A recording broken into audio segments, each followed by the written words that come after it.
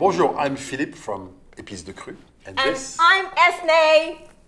And don't go any further. Let's talk about this. I want to talk about this because this is what I call allspice. Yes. This is the good stuff from Jamaica.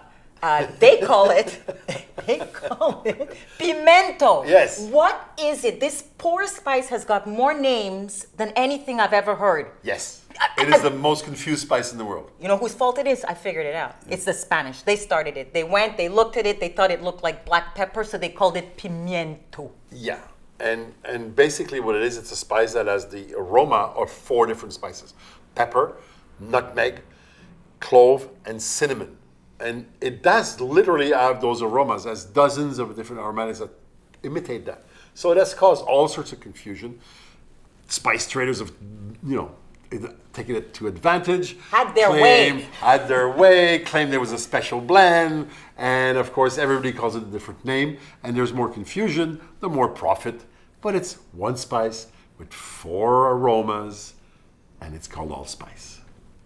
Okay, now it's a little clearer. I understand all the differences, but there's obviously a quality issue going on here. Like in any food, very often what you get is these very large berries that are very mature and not nearly as fragrant as the younger berries that are much smaller that you get in Jamaica.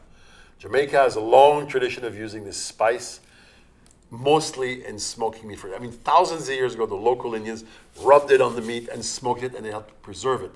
The pirates, during the time of the Spanish Main, we used to go and get this meat, have lots of great food to eat on their boat while they were going robbing the Spaniards who'd robbed the gold from the Indians in Central America. And to this day, we use this spice for preserving in our pickles, in our ketchups, in our sausages, in our meats, in our preserves. And in Turkey, it's still used extensively.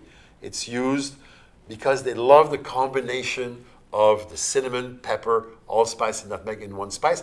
A little bit in every dish gives a lovely aroma to all dishes, and you don't really detect it, but it's just there. What? I'm sure they have a name for it too, yeah? Yeah, and it's not allspice. What's it called? We call it Yeni Bahar, which means the new spice, because it's only been around for 500 years in the West.